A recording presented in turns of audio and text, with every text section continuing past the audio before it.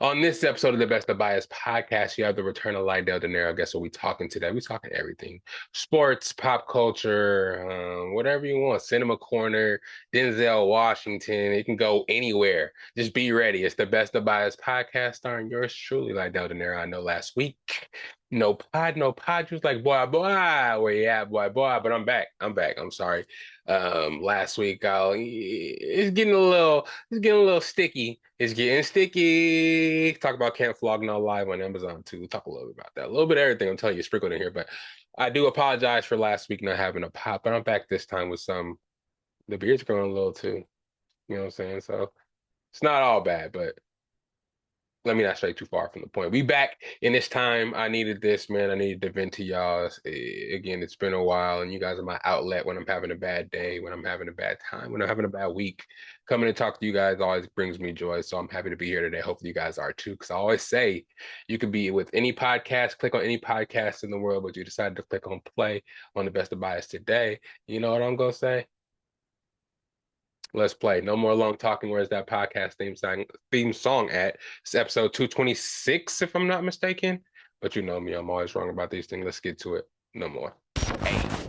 It's the best of bias. You need the earful, you should try us. From pop culture to the movies to unite us. It's the best of bias. The best of bias. Yeah, it's the best of bias.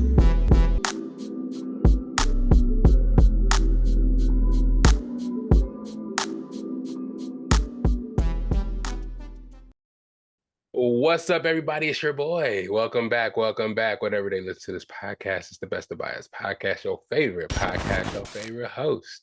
Doing the most, but never coasting. Win. Nah, I'm just kidding. I'm gonna spare y'all. These bars can go days, go for days, you know what I'm saying? But let's get into some topics. You know what it is, you know what we do here. It's the Best of Bias podcast. And if you don't, and you are new here, you know what I'm saying? We talk about sports and pop culture topics from the past 2 weeks, if I can talk.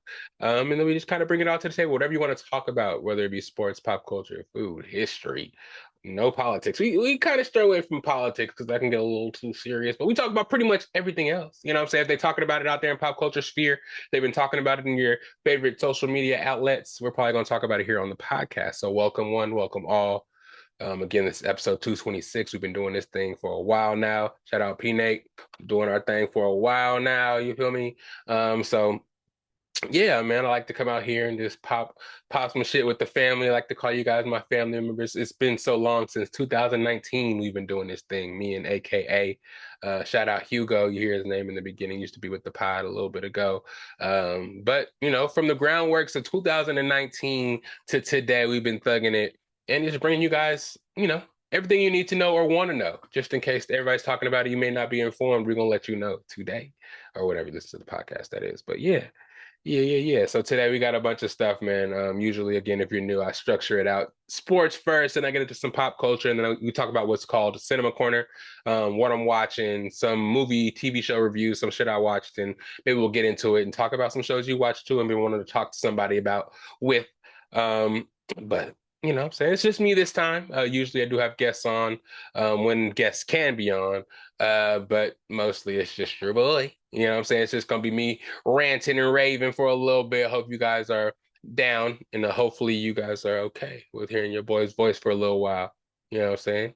Let's get right into it. Firstly, we're gonna talk about fantasy. Actually, no. Fuck that. Fuck that. Firstly, I want to check in with y'all. How y'all doing today? Like, how's the mental health doing? I know me personally, I needed this. I want to get personal with y'all for a second if I could. This week was so stressful. I've been stressing out a lot at my job.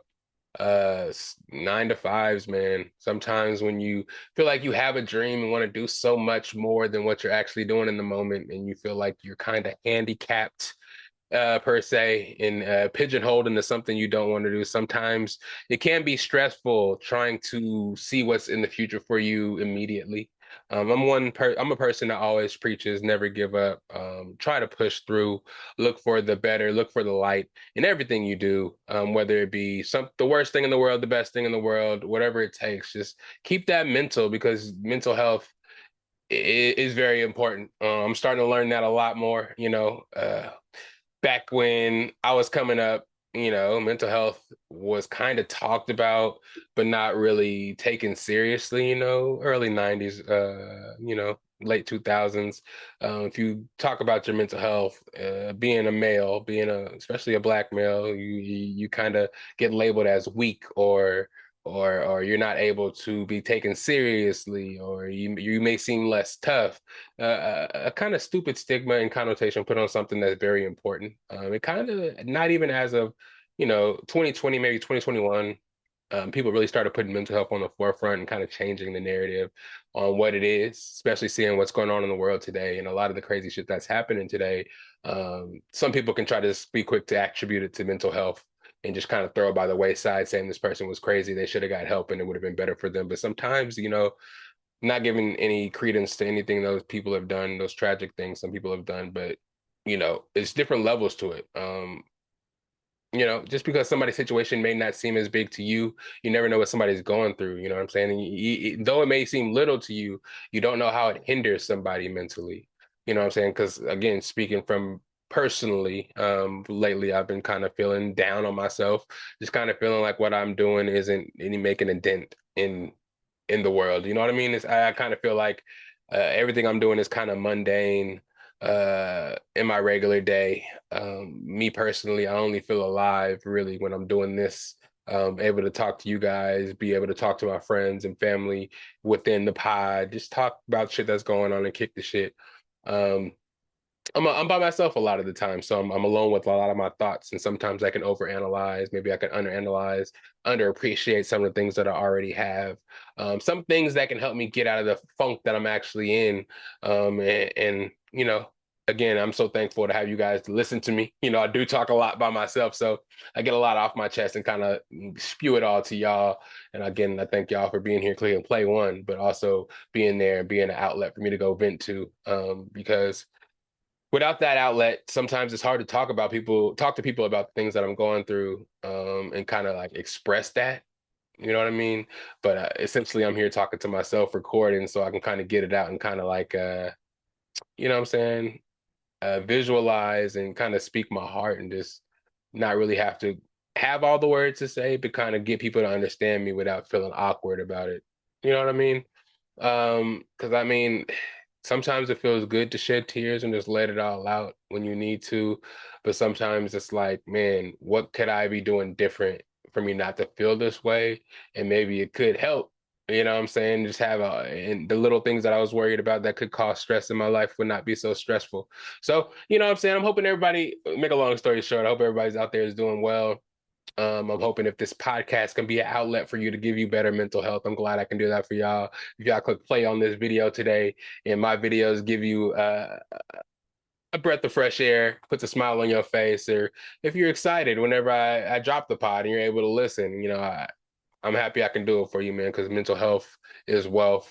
And man, there's been some low times for me, especially the last couple of years. And without a good mental and without a good support system, I don't know if I would have made it through. So not only do I preach, find something that can keep you positive in a mental space, but have a good team around you, people that will check on you, knowing sometimes if you are feeling down. There's a big glare. Is this always here when I wear my buckets? I mean, my truckers. But anyways, if you are feeling down, make sure you reach out to somebody or just keep a strong system together. Start a group chat with people that really care about you. Just check in with them. You know what I mean?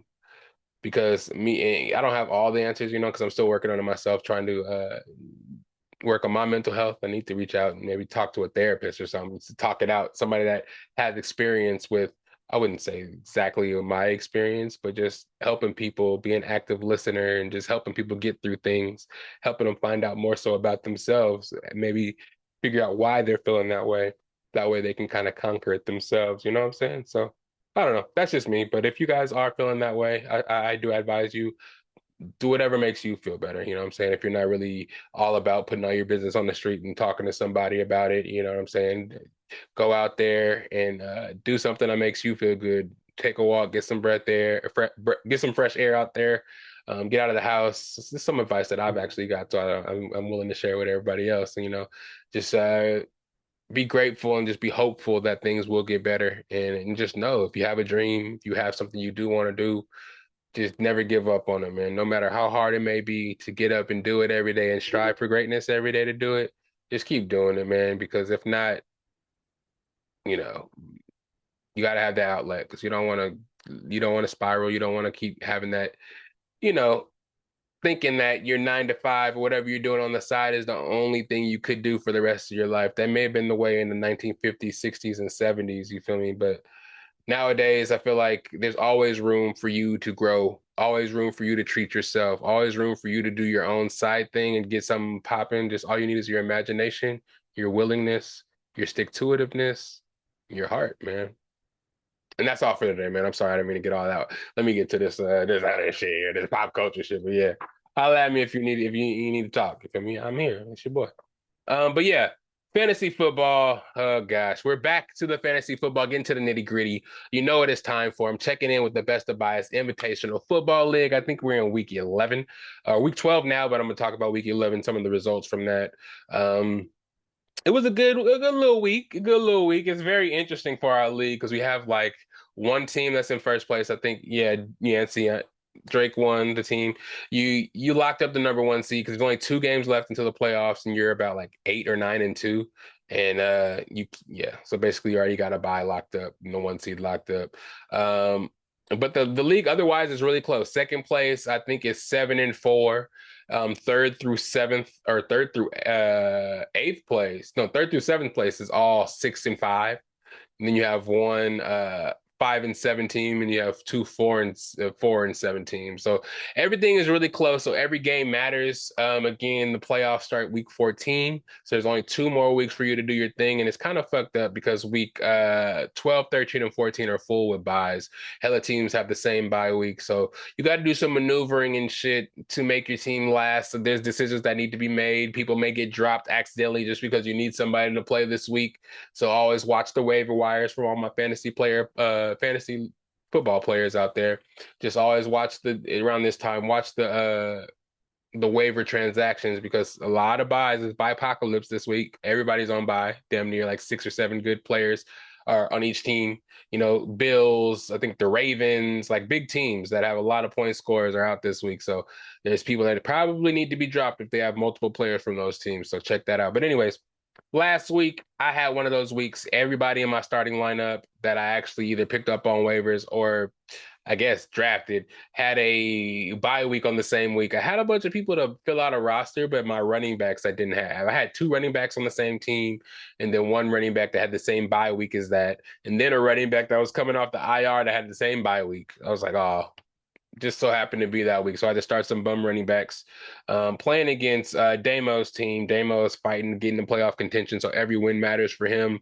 Me personally, I was thinking, I was like, man, I don't want to drop nobody off my team when everybody's on my bye. So I might just keep a 0 slot and see what happens and just see if I win, I win. If not, just score as many points as I can and not get passed up by everybody. But that's what the fuck happened. I ended up losing as the 4 seed, losing 104 to 111. Almost came back, even with who did I have? Somebody had a 0 for me, didn't even touch the ball.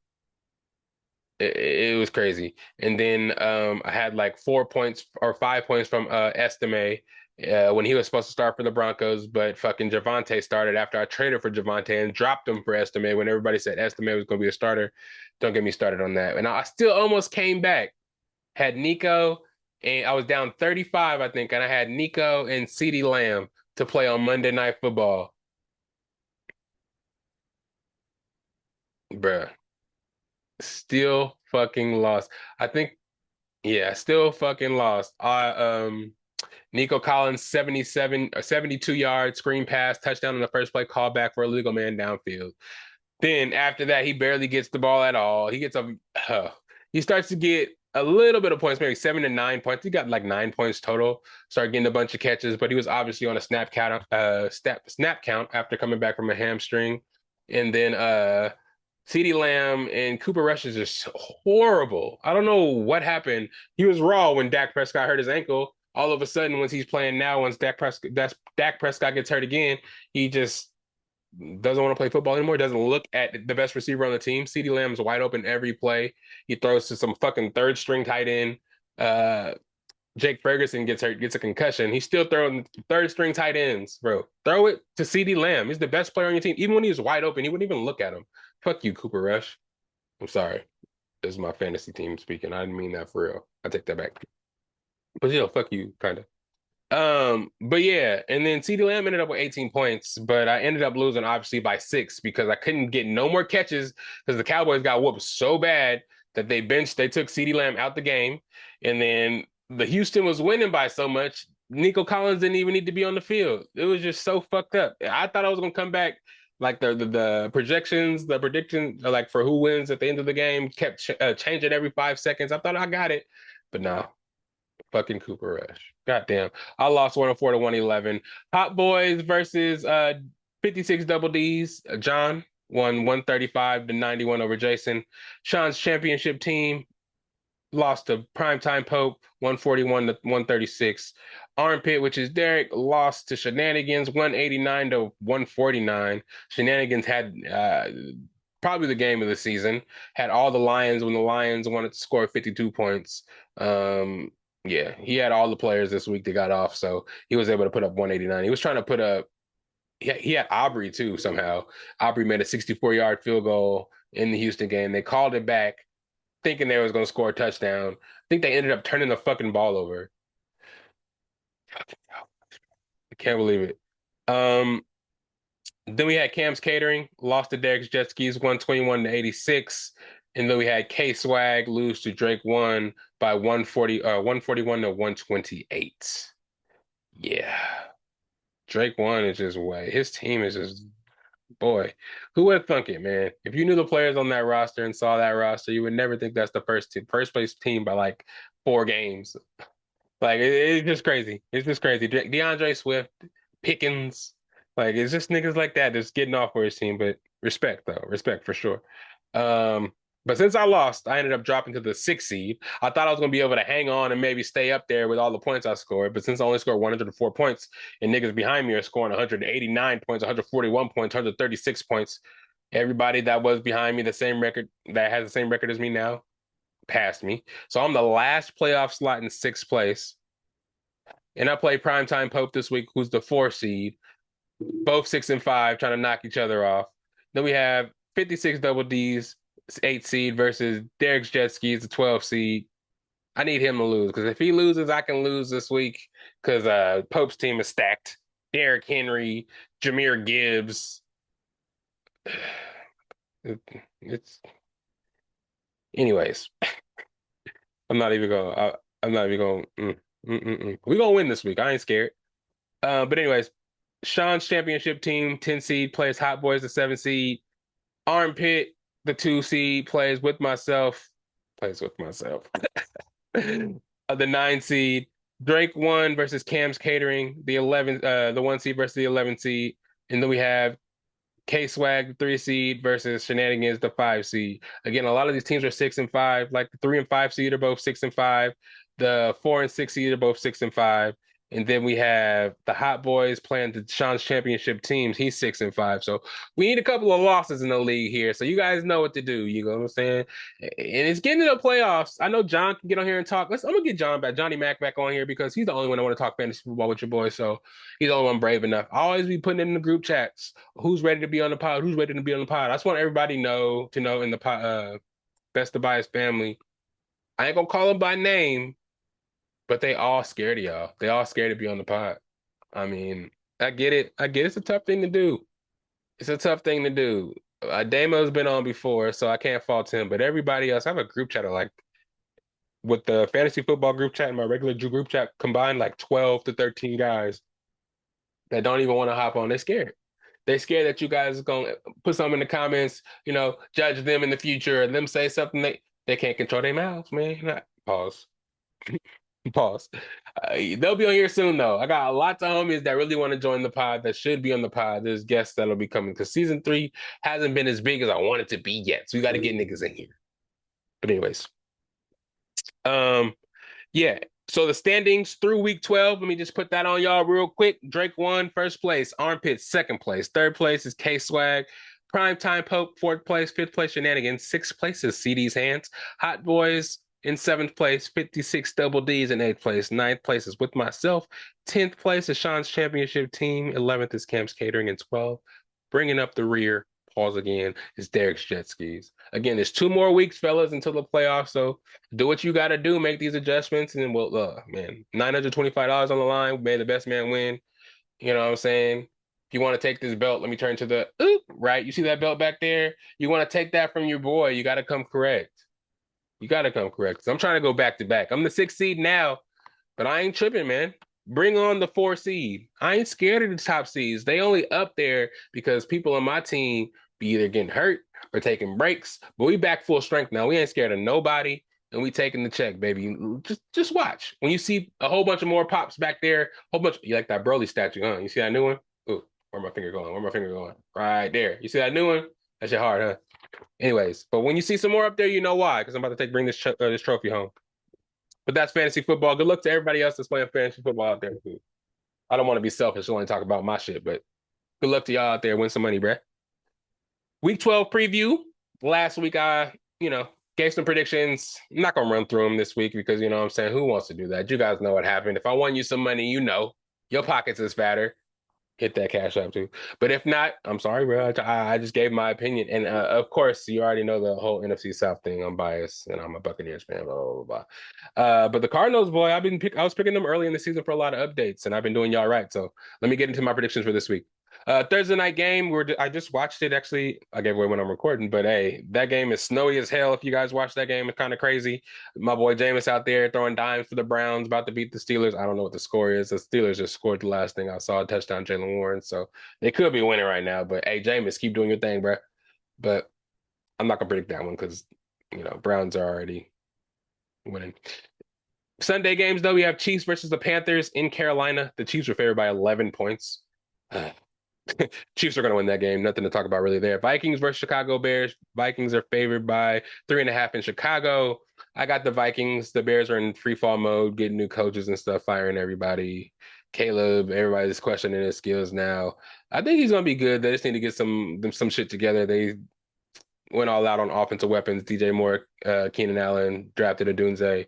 Looks like they should have drafted probably offensive line because Caleb be out there running for his life. And the Vikings, I feel like, are on a roll right now. I would like the Vikings to lose if the Lions are going to win their division because that opens up a wild card spot. But I'm being realistic about it and pick the Vikings. Tennessee at Houston. Houston's favored by 8.5 points. I think Houston is going to win since they got Nico Collins back. They're going to get on a roll and get going, continue the streak. And though Tennessee and Will Levis made some plays last week, I still think they're pretty far away, especially from Houston.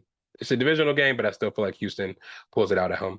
Detroit favored by 7.5 in Indianapolis. Indianapolis is at home, but yeah, Detroit is the team of destiny right now. Fuck them niggas, man. I'm just bitter because they beat us in the playoffs last year. We beat them this year. We're the only team that beat them this year. So what? What's up? What's up? But yeah, Detroit's going to win that game by probably more than 7.5 points. They be trying to put up 60 on people every game, showing off. New England at Miami. Miami favored by 7 points. I think Miami gets back on their roll since Tua is back. I think they show a little something and win that game. Tampa Bay at New York. Tampa Bay's favored by 5.5 points. Tampa, I think we're come back. Mike Evans back, gonna come back off the bye, ready to go. Hopefully Tristan Wirfs can play off that knee sprain. We have Jamel Dean coming back at corner.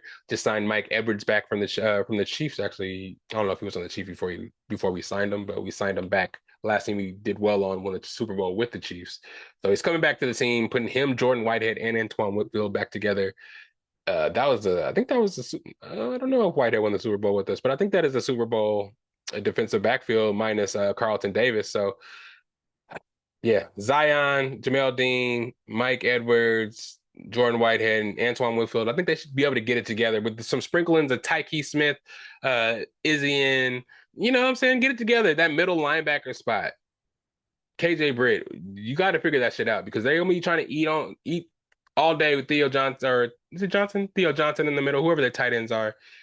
Bro, we have to win, go on a streak. Our schedule gets really easy towards the end of the season. We can go on a 7-game streak and go 10-6 or 10-7.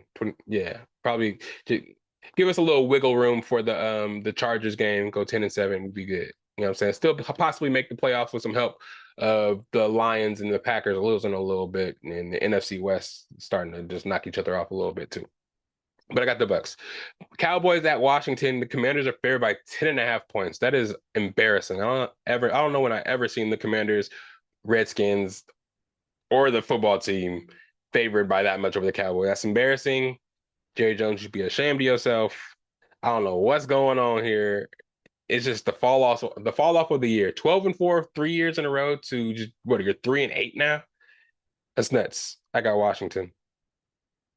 Denver Broncos at Las Vegas. Denver is favored by 5.5 points. Bo Nix is tearing it up this year. What can I say? I can't hate on them. But I mean, if you want to do a little, give up a little bit of the reins this game, give the ball to Javonte Williams or Estime, whoever you want. Just have them run the ball.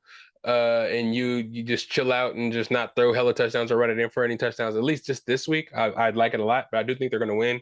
Las Vegas is, yeah, they're pretty trash. All they have is Brock Bowers and Max Crosby. I don't know any other good players on the team. So yeah. Um, San Francisco at Green Bay. Oof. I don't know who I want to win more in this game. Green Bay is favored by, no, it is San Francisco. Is San Francisco favored? No, Green Bay is favored by 2.5 points at home against the 49ers. So we'll see on that one. I don't know. I mean, I feel like the last couple of Green Bay wins have been hella lucky. I don't know if they'll have the same luck against the 49ers, but I can fuck with it. I'll pick the Packers in that game. Arizona at Seattle. Arizona sure by one. I got Arizona in this game. I think Kyler keeps it going, and they're actually finding themselves. And I got Arizona to win the NFC West. Philadelphia at the Rams. Philadelphia is favored by 3 point. No, yeah, that has to be Philadelphia favored by, yeah. Philadelphia is favored by 3 points there. Is it? Or is that LA favored by three? Hmm. LA favored by three at home against the Eagles? I don't know about that. If that's the case, I'm still picking the Eagles though. Eagles are on a roll. I know with the weapons, Stafford's been looking good, especially against the Patriots last week. But I still got the Eagles in this one. Then Monday night it's Chargers at LA. I'm gonna pick Herbert for sure, especially at home. Um, Ravens, they just lost to Pittsburgh. Yeah. So I think if they can lose to Pittsburgh, they can definitely lose to the Chargers. Defense is rolling out there. And Justin Herbert with John Harbaugh has been balling out. So that defense and the revitalization of J.K. Dobbins, I got the Chargers in that one. So to go over all of them really quickly here, I got the Kansas City Chiefs over the Panthers at home. Oh, in Carolina, I should say. Minnesota in Chicago. I got Houston at home against Tennessee. I got Detroit in Indianapolis against Indianapolis. I have Miami at home against the Patriots. I got Tampa Bay in New York against the Giants. I got Washington at home against the Cowboys, Broncos in Las Vegas against Vegas. I got Green Bay at home against the 49ers, and then I have the uh, Cardinals in Seattle against Seattle. I have the Eagles against the Rams in LA. And then lastly, I do have the Chargers winning in LA. Wait, are they playing the same day in LA? What the fuck? Oh, Monday night. I'm gonna say, hold on. Baltimore at LA Chargers. I got the Chargers in that game. Just because it's Justin Herbert. I mean, I don't mind if the Ravens win. I'd rather them not do really well this week just because I'm playing against Derrick Henry. But yeah, anyways, and just a little news update here. Beyonce to perform at the Christmas game, Houston versus the Ravens, since we're talking about the Ravens, on Netflix. So I think the Christmas game is on Netflix this year. There's one Christmas game, I would assume, because there's only one halftime performance that was mentioned. Maybe it's Beyonce performing there because she is from Houston, so it makes the most sense for her to do that on Christmas. And Jay-Z is kind of in charge of the halftime uh in entertainment, I believe, in the whole NFL. So that makes the most sense for her to be able to do that as well. But I'm not mad at it. You know what I'm saying? It'll be something to watch. Hopefully the buffering ain't fucked up for that the football game like it was for that Jake Paul Mike Tyson fight that I'll talk about in a little bit. But that is gonna be cool to see. So shouts out Beyonce, and it will bring the ladies to watching the Christmas game just like the Super Bowl. So we'll see what the views do. See if they can beat the Jake Paul boxing match. I think it will though. Netflix putting up numbers this year. NBA update. Man, it's wild out there. Shit is looking different this year. We're just getting rolling, but this in-season tournament is going. West, because you know how I like to talk about the West. The East is always hella weak, so why would I talk about that? But the The Nuggets out there in the West struggling a little bit to start out. Lost our first two games against the Clippers and OKC. Didn't really know where we were going to be yet. Got a whole bunch of young players still trying to figure out the rotation in the second, the bench. Acquiring Russell Westbrook it's been definitely been a treat.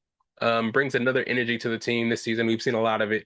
Christian Brown showing up. Everybody thought since KCP left, we would lose that defender and lose that shooter scorer with losing KCP that we didn't sign another one. We would be down dead, down bad. Shit. I think the lowest scoring game that CB had this year was a 10-point game. He scored double digits every game. He's defending the team's best player with AG out with the calf strain. Jokic has been out the last three games. They said personal reasons, and they haven't announced it yet, but a lot of people are assuming it's the birth of his second child. But I guess he wants to be private. And of course, we're not going to leak that because we don't want this man to get mad at us and just not come back. That'll be the worst shit in the world. So take your time. But we do got a cup game on Friday against Dallas, and we need him for that because they're going to be trying to go hard and win the cup. And, we won our first cup game the other day. Who was it against? It was against Memphis after losing to Memphis the game before without Jokic. Just like we're trying to find our identity because everybody knows that with Jokic, he's pretty much, the deodorant for all the bad habits some of my team may have. It makes everybody a little bit better than they actually are, and we're seeing that with him not playing, and we've seen it over the seasons when he wasn't playing. How the team functioned without him there. So this stretch of games gave us a little enlightening view of some of the other players. Westbrook, in one in particular, I'm liking a lot. He lights a fire under Jamal Murray. Jamal Murray is still slow to come back, and he's getting a lot of criticism. You know what I'm saying? By me too. I don't say it out loud or mention it anywhere on social media, but I know how he can play, and I know how I want the media to view my boy Jamal, and for them to be talking about him how he is, saying that he lost it, saying that since he didn't perform well in the Olympics and in the last couple of rounds of the playoffs, he wasn't able to do anything, got locked up by Minnesota. He has to really come out here and show everybody, pop out and show niggas that he can really do something in the league. And he is that all-star caliber player. You know what I mean? Jokic has never been on the team with an actual all-star per se. He's played like all-star, superstar in the playoffs. When it's the regular season, he doesn't perform to his apex to make that all-star, you know what I'm saying, to make that all-star level. So we're still waiting to see all season Jamal put a full season together and be that all-star that we want him to be. But it doesn't show. And when Jokic isn't playing, it's your prime time to show, especially getting the max contract that he got, especially when he's not on and Michael Porter Jr. doesn't hit either. Two max players with our two other best players out, we should be able to produce enough points to beat teams like Toronto or Brooklyn or teams like the Pelicans without their stars, without six starters, or Memphis Grizzlies without four starters. Like we should be able to do shit like that and not have to count on Jokic to be there to carry us through and play 40 minutes to do so. So I do think we were getting on a roll and figuring our team out. Russell Westbrook had like a 29-point game, triple doubles, got his 200 triple double the other day. First player in NBA history with 200 triple doubles. So shouts out to Brody for that. Bringing another passion, another energy to the team that we never had. You know what I'm saying? People, in the past years thought the Nuggets were soft.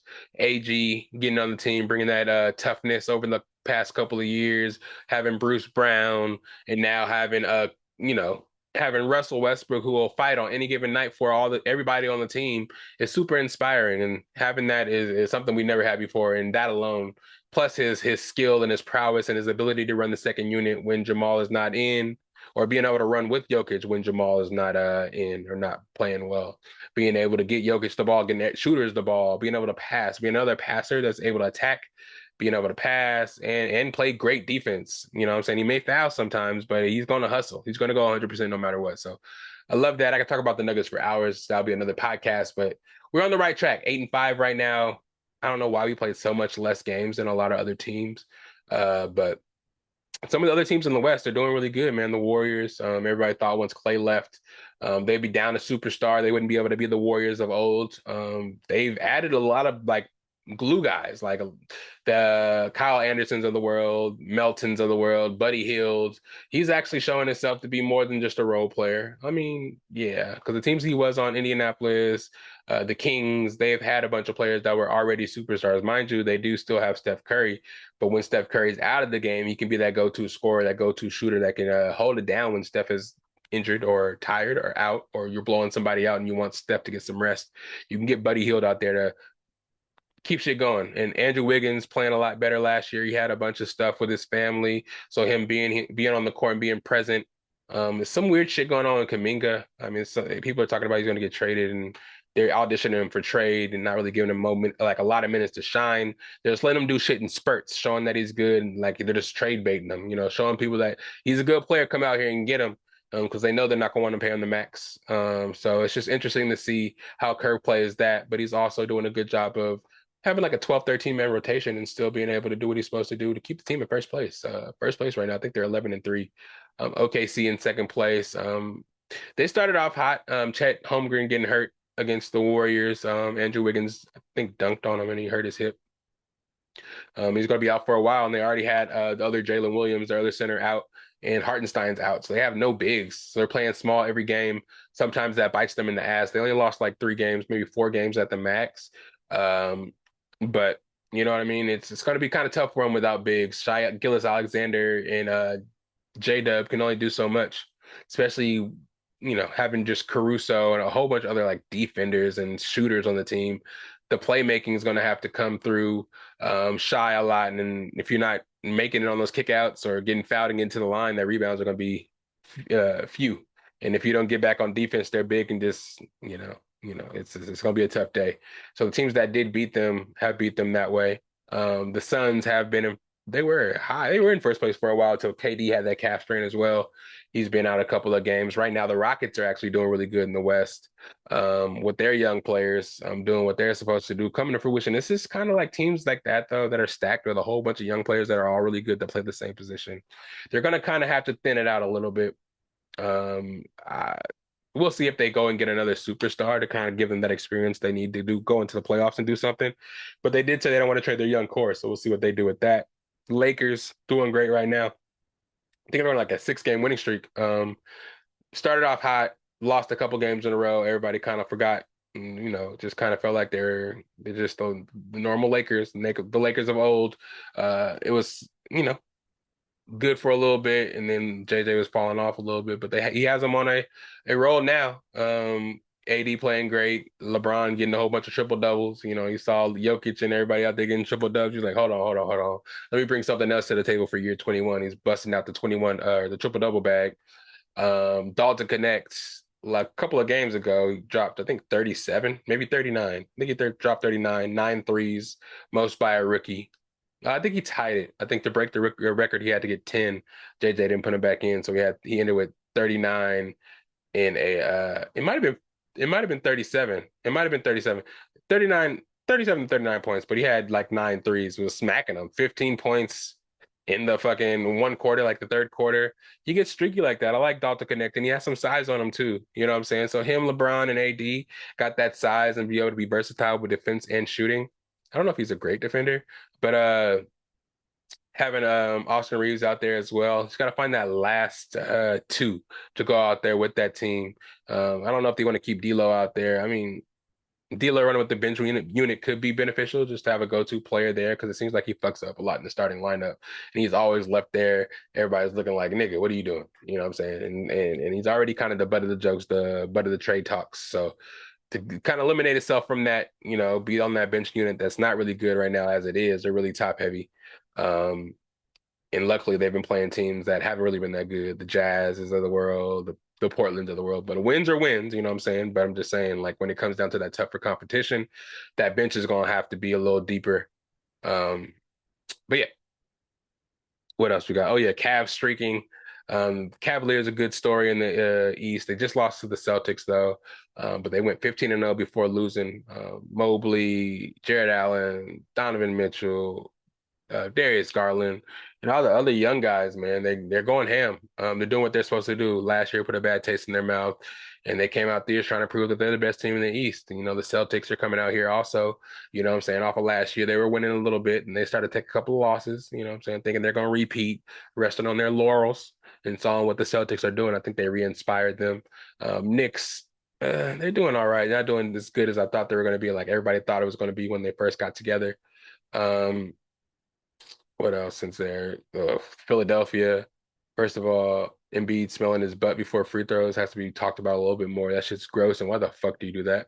Also, their team is in disarray. I think they're 2-8 right now, having team meetings and stuff. Maxey coming out there and saying Embiid ain't accountable, and Embiid be just. You could tell, man. He's really entitled. That MVP, of course, went to his head. If he wasn't already full of himself before that MVP, after he's probably intolerable. You know what I'm saying?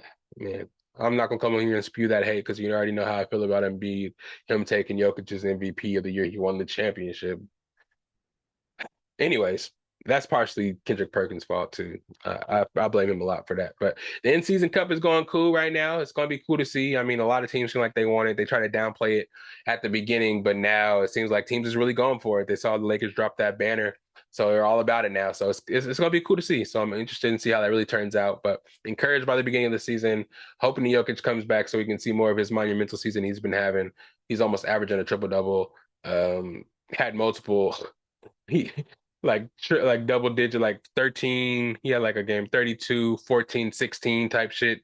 Multiple games like that, back to back 40 balls. He's having a great season. And hopefully having a new kid inspires him to be even greater. You might see a new Jokic out there, a new inspired Jokic that'll be dunking on people. So who knows? But moving on a little bit here, WNBA, the draft lottery just came out. We know with the expansion and the addition of the Valkyrie to the league this year, it's very exciting time, especially with Paige Becker coming into the league. A couple of what's it, Kiki Irfan?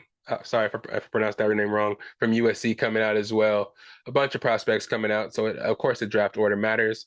And it's a draft lottery, man. So we got that the other day. We got the first. Well, I'm gonna let you guys know the top 5 draft picks in the draft order. The Wings, Dallas Wings got the first pick, followed by the LA Sparks, then the Chicago Sky 3, Washington Mystics 4, and the Golden State Valkyrie with the addition of the team automatically gets that 5 pick just for being that new team. So all things considered, I think Paige Becker is going to get drafted number 1 and join Arike Agumbawale out there in Dallas. Uh, with Natasha Howard and those other bigs that they got out there. I don't know if Satu Sabali is going to stay there, but if she did, that'll be that starting lineup will be vicious. But if Satu wants to go somewhere else, she can go to New York and join, join her Duck sister and her actual sister on the Liberty. You know what I'm saying? But that'll be cool too. But the Valkyrie getting the 5th pick is also cool. They also get a compensation draft, which is pretty dope. They save one player. Well, each team gets to save, I think, how many is it 8 players on their team? They all get to save 8 players, and everybody else on the squad is available for the Valkyrie to take and to try to put on their roster. So it's going to be interesting to see who the Valkyrie go around and take from each team, especially the teams that are stacked like the Aces, that they can't protect everybody, probably can't afford everybody on their starting. Well, I wouldn't say that because that makes no sense, but they may not be able to hold everybody that's good on their team, and that goes for everybody around the league. So it's going to be interesting to see who the Valkyrie do field as their team and who they get. Hey, and if they're bad next year and win the number 1 pick and get Juju, hey, that shit would be so dope. That shit was so dope. But shout out Valkyrie. I'm gonna be at a lot of the games. My mom's thinking about getting season tickets, so I might pull up to a lot of those games out there to see them play. So I can't wait to see that team. The colors are magnificent. The idea is magnificent. I can't wait to see the whole development. I've never seen a team, expansion team, actually draft their players or seen how it works. So I'm excited to see how it actually plays out. So that's pretty cool. And also, let me just get here for my dual cameras on one time. Dual cameras. Hey, y'all, did y'all hear? Did y'all hear? Y'all had to have heard. Ernie, Shaq, Kenny, Charles, they're back. After speculation, we did hear that they were going to be ending after this season on TNT. They're no longer going to have NBA, I believe. The TNT is not going to have NBA anymore. So I think we presumed they were going to get fired. So we just got the announcement that they did re-up, but they re-up with ESPN and ABC. Is that right? That right? ESPN and ABC. So yeah. So with that, you're gonna see Chuck, you're gonna see the whole crew on EA, or usually it looks like probably where Stephen A and them used to be. With who else was on there? Um, who else was on there? Like Richard Jefferson, Kendrick Perkins. I think you're gonna see the crew instead, Kenny and them. Well, Kendrick Perkins and them got a million jobs anyway, so I think they can give up a couple. But I'm happy to see that they're actually staying. That's really dope. Yeah, I was kind of sad about that. You know what I'm saying? It's kind of at half times before games, I don't really like to watch those unless it's Kenny, Shaq, and them because they're goofy as hell. They hella funny, and I like to hear their opinions about players. I like their interactions with players. I like Charles's beef with players. It's all really cool, and it's all really integral in the NBA season, and it wouldn't be the NBA without them. You know what I'm saying? I'm really excited to see what they bring to the ESPN ABC sphere. I know it's gonna be a little different with them not being able to say the shit and talk about the shit that they talk about on the Disney airwaves, but I think they can adjust. I'm sure they're getting a nice little check and they signed a nice little lucrative contract. I mean, I'm sure Shaq don't give a fuck. He got money everywhere. Charles too, but I'm sure Disney did right by them and they know the product they're getting. It's going to bring them a whole bunch of eyes. And of course, and like I'm telling you, like I'd never really watched to see what the people say at halftime or before the game's on ESPN. I logged in when the game or turned it on when the game was on and didn't give a fuck what they had to say. You know what I'm saying? A lot of the heads they have on there are all in morning TV shows anyways. It's like, bro, I just got done hearing you talk for hours and hours this morning. I don't want to hear you talk some more at night. I'm gonna see Shaq. I want to see Shaq run to the board, try to race Kenny there. I want to see Shaq fall into the Christmas tree. I want to hear Charles say something ridiculous and Shaq just make fun of him. I want to hear Ernie try to keep all the group together. So I'm happy they're back. One love, shout out fellas, and I'm glad that we get to, you know what I'm saying, keep the fellas on for as long as possible because, you know what I'm saying, we ain't ready to see him go yet. What else we got? What else we got? Uh, Pop culture. Let's talk a little about Harvard, man.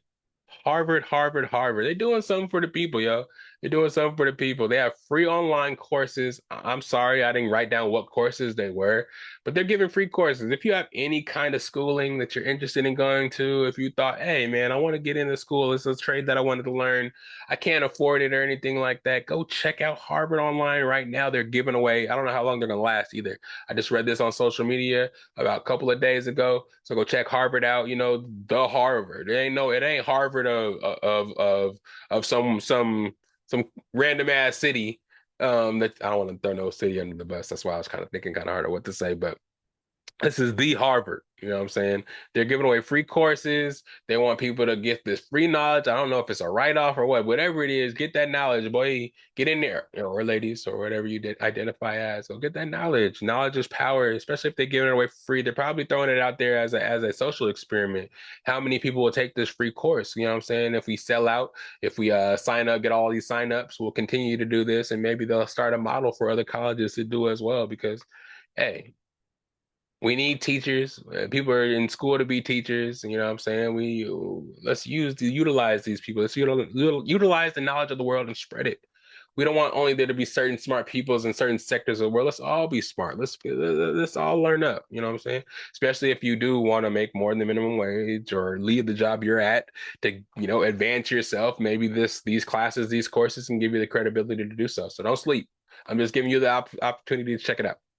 Moving on. Tyson versus Jake Paul. Oh my God. Should I do dual cameras for this? Should I do dual cameras? I might have to do dual cameras for this one too. Jake Paul versus Mike Tyson, man. I will say I am fairly disappointed. I am very, very disappointed. I kind of went into it thinking that Mike Tyson was going to be the Mike Tyson that we see on social media, smacking those bags. You know what I'm saying? When he has his partners with the gloves on him, doing bobbing and weaving, hitting that shit, the body bag hella hard, the bodysuit hella hard. I thought he was gonna come in with that going against Jake Paul, but as we saw, we fell for the dupe, man.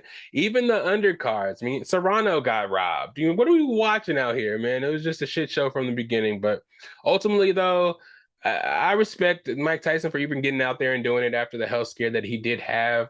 It's a money grab every time. I thought this time that we would have Mike Tyson, he would snap or something, he would go crazy or something and actually just get off script and just hit him with a left right hook or something, knock him out. But he only really got one punch in, and after that punch did get put in, pause. It seemed like Jake Paul was like, "Hey, chill out, go back to the script, because if I get knocked out, the money is null and void type shit." You know what I'm saying? Not saying that it's 100% scripted, but I know there was probably agreements. You already saw the rules that were put in place, before the match came out. It wasn't a regular boxing match. So I kind of feel like it was another one of the money grab situations and a way for Jake kind of give Mike Tyson a little payday and pay homage to the greats as well. Mike Tyson did say after the fight that it was a chance for kids that never saw him fight or didn't even know who Mike Tyson was, besides the character in Hangover, to get out here and actually show who Mike Tyson is. And you saw the highlights and the legends of what Mike Tyson did do in the past. So it did give kids an opportunity, and people that might have seen him, might not have known much about Mike Tyson, gives them a little educational piece. But I don't like it, man. I think Jake Paul needs to go more towards fighting somebody that he can actually lose to, somebody that's actually a boxer or actual current boxer. Not even somebody that's super decorated. Just fight a boxer like Tommy Fury, somebody that's trying to get into the ranks themselves, not somebody that's just going to come in there for the cash and just take a fall to make Jake Paul and his legend grow. But man, again, shouts out to Jake Paul for taking the time and learning the craft. I know getting out there and working out as much as he does, training as much as he does, isn't easy. Still takes work and dedication. But man, get out there and fight somebody for real, because and the buffering issues that Netflix had, again, we can't have that during the Christmas games. We can't have that. I think the highlight of the fight was when Mike Tyson had his cheeks out, bruh. I think that's what everybody remembers the most. Besides that, and Mike Tyson biting his gloves, he must have sprinkled some fucking. I ain't gonna talk shit. Forgive me, Mike. I ain't gonna talk shit. But anyways, man, y'all saw the fight. Dual cameras over. Dual cameras over. My bad. But it was some weird shit, man. I really sat there and waited for that main card, and there was no boxing involved. The quickest 8 rounds of my life. Mike Tyson just biting his gloves. Jake Paul barely doing shit. Just seeing Mike Tyson in the corner, his face after getting hit so much is just, yeah, we didn't want to see that, man. It kind of got down to the point where hopefully the bell just rings to get through 8 rounds without Jake Paul knocking this man out and just staining his legacy. It was fun. We get it. You got us again. Woo! Shout out you and Netflix out here, social media pushing the numbers like, oh, 60 million views, the most views ever for a boxing match. Like, so much more than Floyd Mayweather's fight, bro. Your shit was on Netflix. It was free to everybody that had Netflix already. So that's automatically gave you a whole bunch of viewers that didn't go ahead and have to buy the fight again. And yeah, his juice. But I mean, hey, shouts out to him. Make your money, kid. I am not gonna be a hater. I may sound like a hater. I'm hating a little bit, but hey, do you, player? And this one's a little hate, but a little love at the same time. Jonathan Majors and Megan Good getting engaged. You know what I'm saying? There's been a lot of jokes made about Jonathan Majors. Everybody thought the relationship was fake. Everybody thought he was only doing this to get back in the good graces so he can become a highly paid actor again. Everybody's making fun of his outfits, the way he dances. Michael Ealy giving her a jump lift hug in front of her. That was us. I talk shit about that on the pod, but it's happy to see that they're actually getting married, and everything these people are saying, it rolls right off their skin. Love is love, and I'm happy for him. But I really do want Jonathan Majors to get back into these movies, man. You guys have punished him enough. You shouldn't really be punishing him anyways. I know it was something happened to the girl, hit her head, getting put back in the car, but you already saw what she was doing to him. I'm not even gonna go there, but I'm just saying that doesn't warrant his seemingly blackballing from the acting world. Y'all are actively trying to get Diddy out of jail after the video came out of Cassie. Like, you saw that video and you saw the video of Jonathan Majors, yet you're trying to still put him on the same level. You're blackballing him. Jonathan Majors is not in jail, but you blackballing him. You putting his career in jail. Come on now. Marvel, do the right goddamn thing. Anyways, moving on. But shout out y'all. I just wanted to bring that up because, Jonathan Major's been taking a lot of slack lately. You know what I'm saying? Relationship seems real to me, goddamn it. From one actor to another, Denzel Washington to participate in Black Panther 3? That's a big one. That is a big one. I am excited. I mean, really, really, really excited to see what Denzel Washington brings to the table in Black Panther 3. I'm sure he's not going to be somebody very prominent because I know he is retiring soon, and I know MCU be trying to get 17 million years out of a nigga, and I don't think Denzel got that to offer. But it would be cool to see him play somebody like a Blue Marvel or somebody prominent, but he's probably gonna be somebody from Wakanda or something like that. Hopefully he doesn't get killed off really bad. I hope he doesn't play a villain. You know what I'm saying? Let, let's do something cool. Let's use Denzel Washington in the MCU, though it's towards the end of his career, has always been a dream of mine. So for this to actually be happening is pretty dope. But yeah, he is retiring. Like I said, he said he's going to do about five more films, all with black directors, and he's going to do those or black films before he retires, and he's going to go out. Even though I saw he was going to do Equalizer 4 and 5, I don't know if those are black films. Maybe he's going to do those with black directors. Maybe he'll change it up that way. But he did say a lot of his last films are going to be done with black films, black adaptation films with black directors. So that's dope. But I'm really excited to see Denzel. Who do you guys think he's going to be? I'm not really well versed on everybody in the Black Panther comic, so it could be anybody. And Ryan Coogler is very creative, so he could be doing anything with his character. You know what I'm saying? But I'm excited to see it as more news comes out. I will be letting you guys know. But hey, it's gonna be great, man.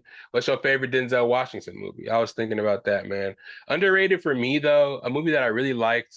It was like this boy. A lot of people didn't like this movie, but I feel like Denzel was acting his ass off. But it was Two Guns.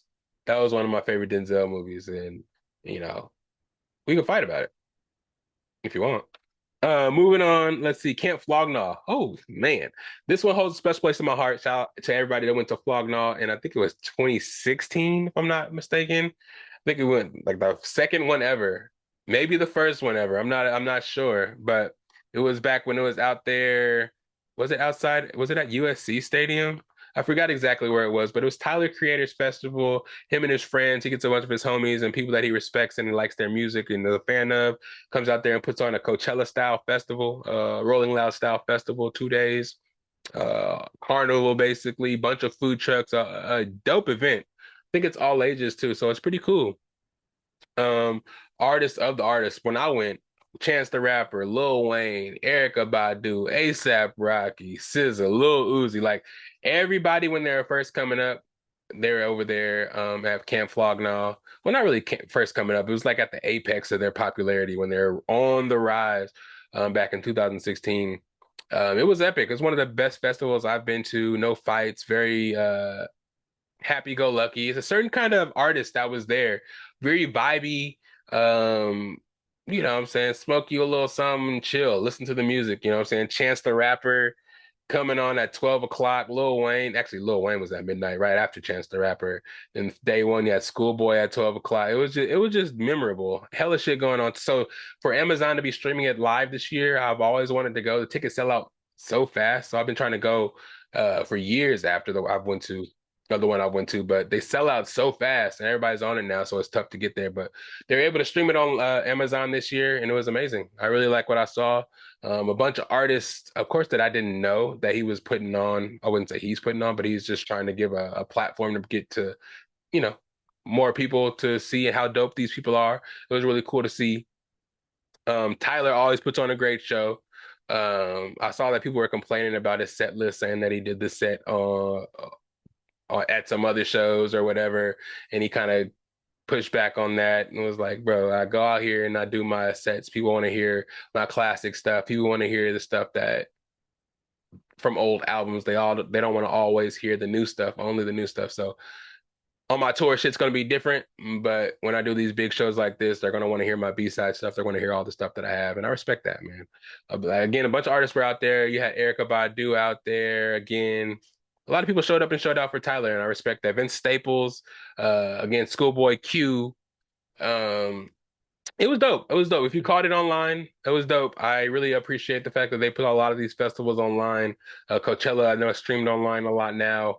Rolling Loud is streamed a lot online. It gives the opportunity for Amazon and mostly Amazon, Apple Music did the Kanye stuff, the Kanye and Drake stuff. So giving us opportunity to see there and not have to spend hella money to do so and put on a pretty good production. It is really cool. I love how they do that now. I can't wait to get my VR glasses so I can actually participate and be in that bitch real for real. Go there with a couple of friends and shit. That'd be dope. But yeah, it's still on there now. So if you didn't get to see it when it did come out, it's on Amazon now. Go check that shit out. Moving on in the cinema corner, Rhythm and Flow. Rhythm and Flow, if you guys didn't see number one, it's a rap competition show. The first season, I think, was Cardi B, Chance the Rapper, and forgot who the other person was in the first season, but it's basically a rap competition show. They're rapping, they do auditions, they do ciphers, they do freestyles, all to make it to one person who wins $250,000. Not from a excuse me, not from a record label. So the money goes straight to them to further their career. So it's going to be really interesting, or it's always really interesting to see. First season, they had a lot better rappers than I think this year. They're a lot more hungry last year. They went out there, went to multiple cities to find artists from different cities and different sections of the country. This one, they did all the auditions in Atlanta. They didn't really travel as far, so maybe the budget was a little bit lower this season. They didn't, yeah, they didn't. I think it's been like 2 or 3 years since the first season came out, so they didn't really put a lot of money towards bringing it back really fast. So maybe they didn't really give it as big of a budget this season, but it's just interesting to me the rappers that they get this season. There was some good ones there. I mean, there's only the first couple of episodes, and it kind of progressed really fast for me too. So maybe they are going to another city and are going to do auditions and some ciphers and some battles in other cities and bring them all together. But I don't think so because everybody from Atlanta auditions weren't from Atlanta, so I think that's all they're going to have. But it's interesting. I just feel like there's a lot of people that I know, a lot of people that I see online, a lot of people that aren't already officially rappers that could have went to these auditions and killed it, but I feel like they only pick certain people for certain reasons. And these people weren't really that hard. You know what I'm saying? I don't know. I don't know. But the judges this year are Ludacris, Lotto, and DJ Khaled, which are pretty solid, pretty solid judging cast. But it's just, I don't know. The people they picked weren't really spitting like they should be spitting. I mean, nobody really stood out. Nobody really seemed different, except for the West Coast dude. There's this Samoan and Mexican dude from California. He's the only person that can really say that's super original. Everybody else is just some shit that we've heard before. Somebody trying to be somebody else. So I kind of already feel like I think I know who's gonna win, but you gotta check it out. Go check that shit out. Arcane, of course, as well, one of the best animated shows I've seen in a while on Netflix. It's a adaptation off of League of Legends and some characters in there. I talked about the first season, I think, when it came out a couple of years ago. Amazing. Soundtrack is amazing. Art is amazing. It's going to win a whole bunch of awards for the art that it has. Yeah, the art is mind blowing. Sometimes you forget that you're watching an animated show. You think you're watching real shit because you get lost in the animation, the different styles. It's not as good as I would say the animation in Across the Spider-Verse, but it's up there. It's up there. I wouldn't, you know what I'm saying? It'll be a close running. You know how I feel about Spider-Man Across the Spider-Verse and Into the Spider-Verse. So I wouldn't say it's touching it like that, but it's goddamn close. You know, let anybody tell you, let's look at the reviews, watch the reviews, watch the trailer. You'll get what I mean. And I don't even play League of Legends or know anything about it. The characters, everything just connected right away. It gets kind of confusing in the middle in season two when I mean, if you don't watch them back to back, because I kind of watched the recap, and I'm like, oh shit, this is getting a little deep. But it's an interesting watch, man. It's they drop it in like sections of three episodes at a time. Then they give you a week, then three more, then three more. They're doing it like that. That's how they do their big shows. When they know their shows is good, they drop them like that. So go check that out as well. What else I got? Penguin finale. Have y'all see the finale? Y'all saw that shit? I I don't know if I talked to y'all about the finale. I don't know. I talked about the leading up to the penultimate episode and shit like that, but bruh, again, acting off the chain, Colin Farrell, and I always forget whoever's playing Sophia's name. She's acting her ass off. The mom's name, she's acting her ass off. There's gonna be some Emmys to be given out for this show.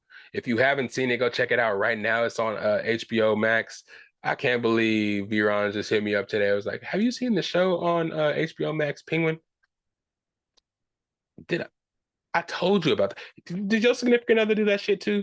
you tell them something, and maybe just kind of brush it off. But if they see it on their favorite social media person, or they hear from one of their friends, they tell them to watch that shit. They be like, "Oh, I'm about to watch this shit. I heard it was hella good."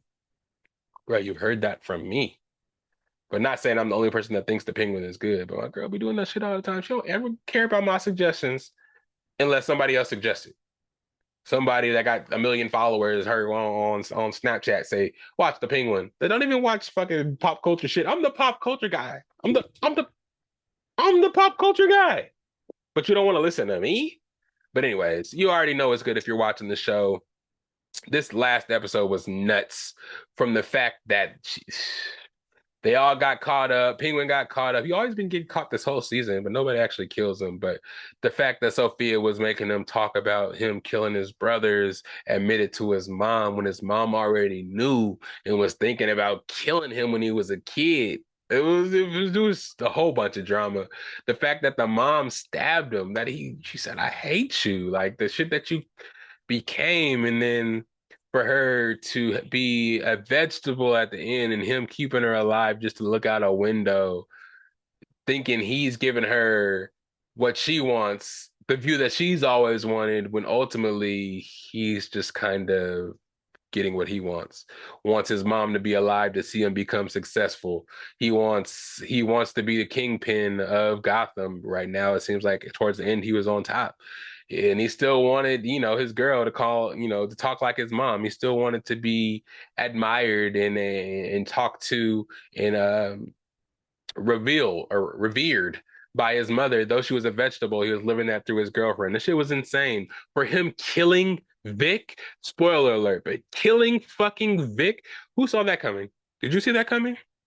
Bruh, after all the shit that he did for you, you kill the man just because of how you feel and your insecurities. You think that because somebody saw you as vulnerable, somebody saw you at your lowest point, that makes them have power over you and a threat to kill Vic the homie? If you weren't gonna kill him from the beginning when he was trying to rob your shit, or when he left you left you to get fucked up, if you weren't gonna do that, kill him then. Killing him at the end was just definitely unnecessary. Definitely pulled at the heartstrings. I was taken aback, man. I was like, fuck. But it was great. That alone, just me being able to juxtapose my feelings for the Penguin through the whole thing. You want to see him come up because people's talking shit to him. All the bosses of the underworld were talking hella shit to him. How he's not gonna be nothing. How he'll never be nothing. Seeing this come up and stare and being happy for him, but him also getting over on regular people. Being so conniving. People that he says he's partners with, fucking him over just so he can get ahead. All that shit always poked his head out. But they always tried to go back to his upbringing and his backstory to make us feel sympathetic. But when it all came down to it, you had it all. You had us. You had us. We was feeling you. You went and killed Vic. And not only did you kill him, you strangled his ass slow, took his wallet, threw his ID in the water, and left that nigga in the park. Bro, I still don't know what to think. I hope he's not dead, because you know how they do that thing in TV shows where they don't necessarily show his body. Curry, knock it off. How they don't show that. Sorry about that. She's tripping over there. They don't show the body and they show the ID sink slow. I think he's gonna come back as like some underboss, some crazy person that wears a mask or something, that doesn't want his identity to be revealed, like a Jason Todd type of guy. Just out there, just kind of like just causing havoc for the Penguin because you tried to kill him. You know what I'm saying? I think that's the twist that's gonna come back. They're gonna hit you with the with what's his name? What's bruh's name from Wu Tang? Was it Wu Tang? It wasn't Wu Tang. It was what's Pain? What's dude's name? Kanan. Rise of Kanan. Um, Danique. When he got hit in the head by hit in the head with the pole by his brother, and he made that comeback at the end of the season. I'm telling you, Vic is gonna do that in the next Penguin season, or even a movie. I'm calling it. But yeah, check it out if you haven't seen it. It's just a crazy show from beginning to end. I'm gonna rewatch it again. Emmys all around, just from this man, Matt Reeves, the whole universe he created from Batman 1. I'm excited to see Batman 2. They're thinking about doing a Joker series in the same light as like a as a street level kind of come up in the Joker. I would like to see him do Harvey Dent before they did the Joker, but that'd be a cool story because it'll be grounded. You can do law, you can do his shit, his little transformation from being a law-abiding citizen, being like a district attorney to turning into Two-Face. That'd be sick. But keep doing what you're doing, HBO Max. You're putting out a great amount of shows. Speaking of that, some other shit before we get up out of here that I'm watching right now. Silo is back on Apple TV Plus. Season 1 came out a while ago. I binged it, and then I was waiting for season 2 to come back because it was fucking great. Season 2 is out now. It comes out on Fridays. New episode comes out tomorrow. And The Jackal, I'm watching that on Peacock. A new little assassin show. It's Assassin. He's obviously a murderer for hire. And the CIA is chasing him, and just seeing his everyday life, and just it sounds kind of boring and kind of cliche. But if you watch the trailer, it'll be kind of cool. Trust me, that would be cool. And I'm also watching Shrinking. Apple TV Plus has a lot of its good shows that it put out a while ago. It has them coming back and bringing second seasons, third seasons. So check all of them out. Check all that shit out. Again, Dan to Dan on Netflix is amazing. If you like anime, check that shit out. I still have to finish the last episode. It comes out every Thursdays as well. Great new anime. A little weird, but it's great. What else am I watching? I think that's it. That's it. Good little 3 suggestions. Check those out. I think y'all will be straight.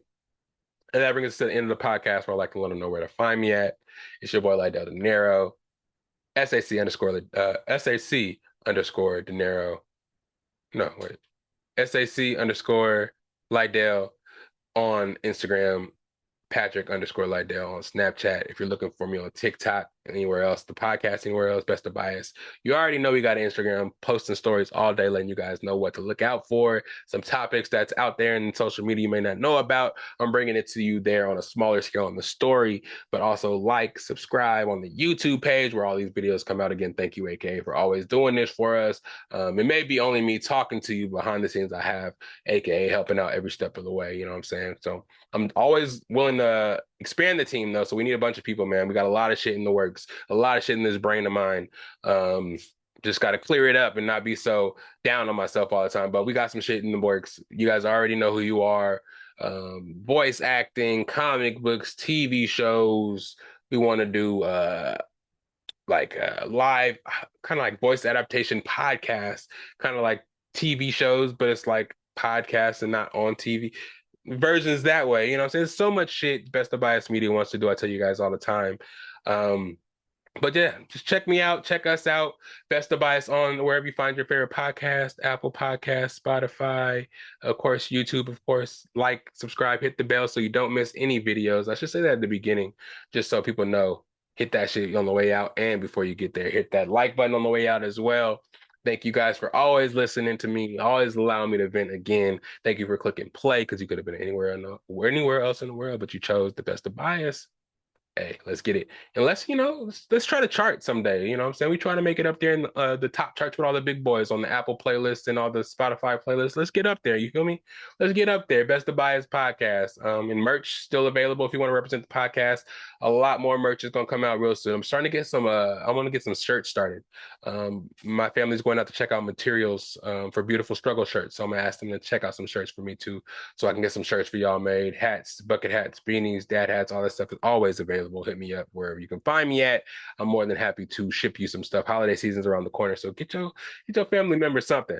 But yeah, that's the end of the podcast. You know what I'm saying? Thank you guys for tuning in. And where that theme song at? It's right here. It's the Best of Bias podcast, Lydell De Niro, episode 226. Yeah. Peace out, y'all. It's the best of bias. You need the earful, you should try us. From pop culture to the movies to unite us.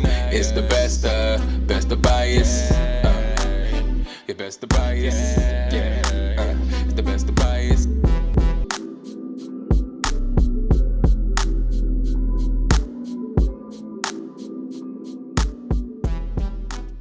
On this episode of the Bad